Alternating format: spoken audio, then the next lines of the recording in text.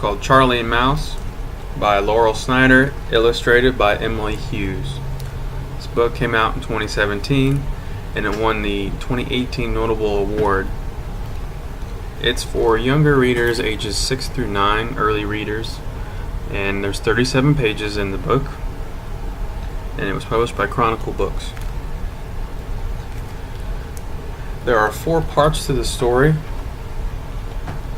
and there's one that's called Lumps, one called The Party, one called Rocks, and one called Bedtime Bananas. Now, as we go through the story, there are 2 brothers. They're Charlie and Mouse. And the first part of the story is called Lumps, and it's basically describing lumps in the bed. And you see here, this is the first lump, which is Mouse, because Charlie's the one that wakes up first, so it's talking about lumps. And then it goes on in the pages talking, waking up, and then they meet and wake up their parents, who are also what they call lumps in the bed. So if you can get a good picture right here, these parents look very tired, and the kids are really excited because they're telling them about a party that they're going to, which is the next section of the book. Now, this party that the kids are going, they are on their way to the park, and it's a neighborhood block kind of party. And on their way, they run into a couple of friends, Lily and Sam, and they invite them. They're both girls to the party at the park. And on the journey there, they also run into Jack and Max and invite them to the party. And the last people they run into are Tess and Louie, who are their friends, and they invite them to the party. And you can see they're walking towards the park. And when they get there, the park is empty because there was no party, I think. The boys, they planned this so they could bring all their friends to the party.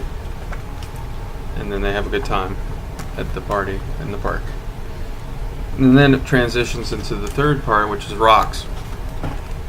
The main part of this story is that the boys are trying to gather money so they can buy things, but they don't know what to make money from, so they decide that they're going to gather all the rocks from their backyard and sell them to the neighbors. So they gather the rocks, as you can see in this little wagon, and they go to these neighbors and ask if they would like to buy rocks.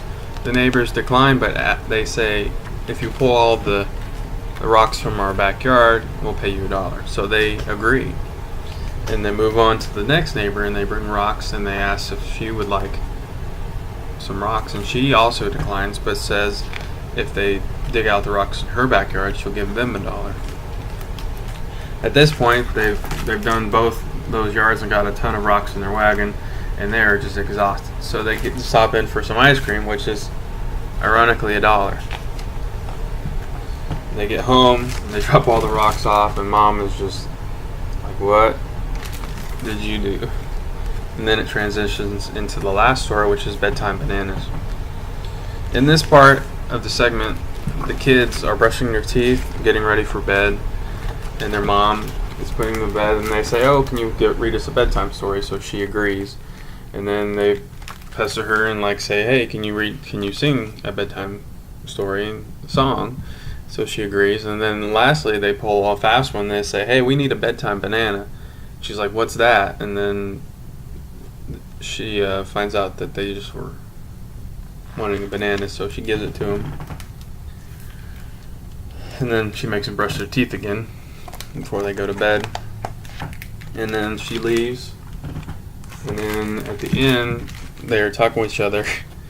And Charlie's talking to Mouse and seeing if he's still awake. And Charlie asks him, and Mouse says, "No, I'm asleep." And it's kind of a funny thing at the end. And then they decide at the end that instead of asking for a banana, they're going to ask for a popsicle next time that they have Mom read them stories.